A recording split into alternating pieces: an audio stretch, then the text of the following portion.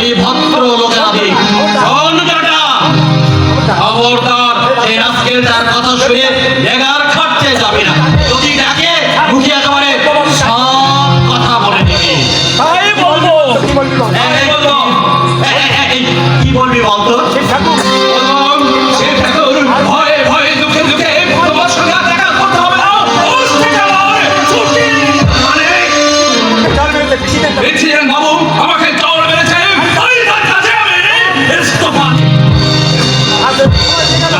ইস্তফা দিয়ে গেল। ওই বড়লোক শিব ঠাকুর দেখি কতদিন তোদের ওই মাথায় করে রাখে। এমন টাইট দেব বাহ, হাসিটা তো ভারী মিষ্টি। তোকে তো চিনতে পারছি না। কি করে চিনবেন তো? আমি তো মামার বাড়িতে ছিলাম। মাতন বান্দিকে তুমি চেনে? খুব চিনি। আমি তার ছেলের মেয়ে। ও হাই বাপ, তুই চরণের মেয়ে। বাপ চরণ দিন রাত, আমি ওই কলকাতা থেকে যখন বাড়ি আসতাম দিন রাত আমার পাশে ঘুরঘুর ঘুরঘুর ঘুরঘুর। তাহলে তুই আমাদের বাড়িতে যাস না কেন? শুধু শুধু কেন যাবেন? শুধু শুধু যাবি কেন?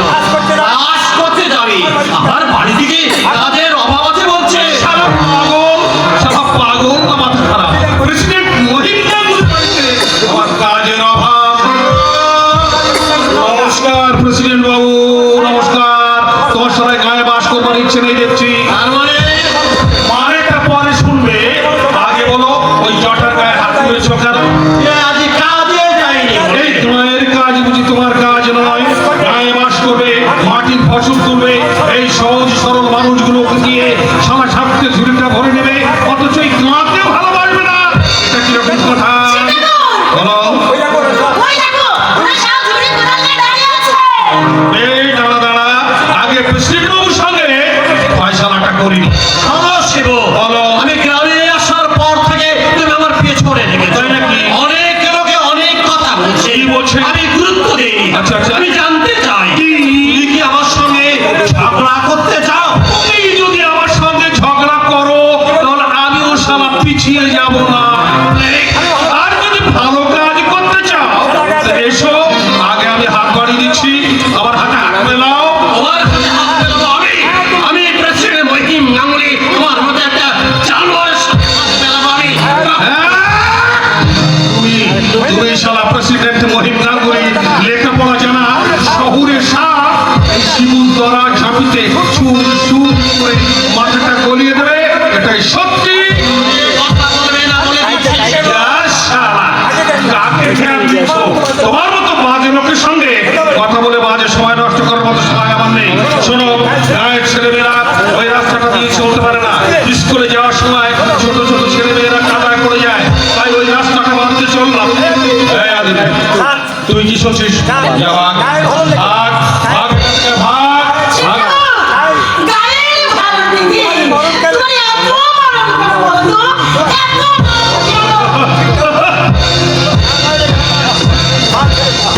ওরে, এই গান নয়, এই গান নয়, এ মা!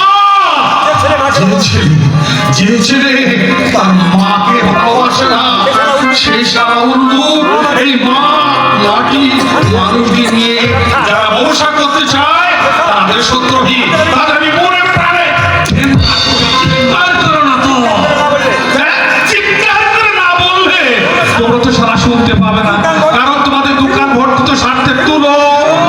শোনো প্রেসিডেন্ট মহিম গাঙ্গুলি, এই গায়ে বাস করতে হলে গাঁকে মায়ের মতো পুজো করতে হবে, তার সেবা করতে হবে। তোমার কিসের জটা আমাদের সঙ্গে এই রাস্তাটা বাঁধতে চললো।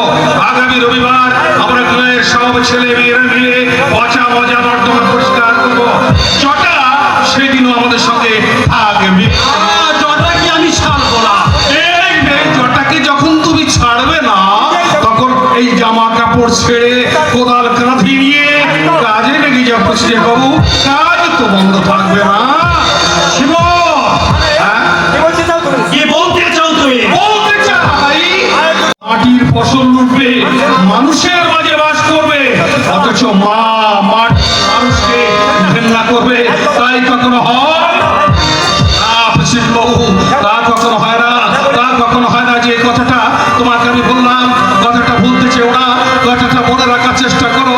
কথাটা ভুললে তোমার সারা কিন্তু অনেক কিছু ভুল হয়ে যাবে প্রেসিডেন্ট বাবু।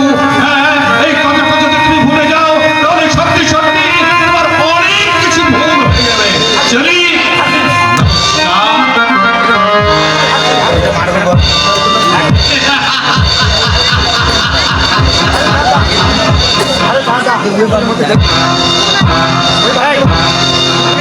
আরে যা যা, কুকুরের মতো খেউ খেউ করে ওই পাক দিয়ে পালাইছে।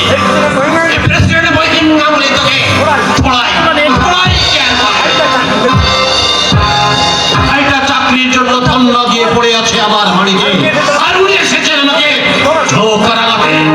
মাতাল লম্পট জানোয়ার, বড় বাড়ে বেড়েছে তোকে আমি এমন টাইট দেব যাতে জীবনে আর কোনোদিন মাথা তুলে দাঁড়াতে পারবি না, মাথা তুলে দাঁড়াতে পারবি না।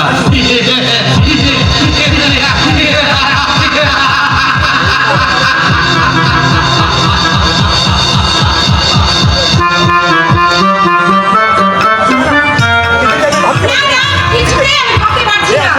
এই অসভ্য পরিবেশে মানুষ থাকতে পারে? আমি চিন্তা করতে পারি না। সিনেমা, থিয়েটার, পার্টি এসব আমি বাদই দিলাম। একটা মানুষ আছে এখানে?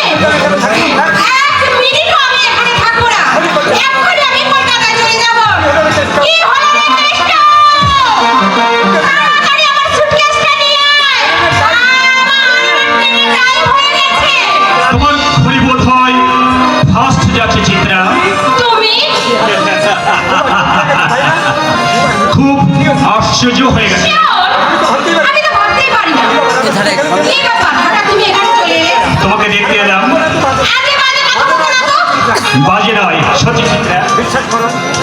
বিশ্বাস করো, শহরে প্রাণটা আমার হাঁপিয়ে উঠেছিল, তাই ভাবলাম আমার চিঠির কাছে চলে যাই। খুব হয়েছে। এবার থামো তো। চিঠির জন্য ভেবে ভেবে বাবুর চেহারা একদম কালো হয়ে গেছে। মৃত্যু কোথাকার। চিঠি? তুমি একটা চিঠির মুখ করবে না। তুমি রাগ করেছো? বিশ্বাস করো, আমি মিথ্যেবাদী, স্বার্থপর। তোমার সঙ্গে আমার কোনো কথাই নেই। ঠিক আছে, ঠিক আছে, মহিমদাকেই তাহলে কথাটা বলে যাই।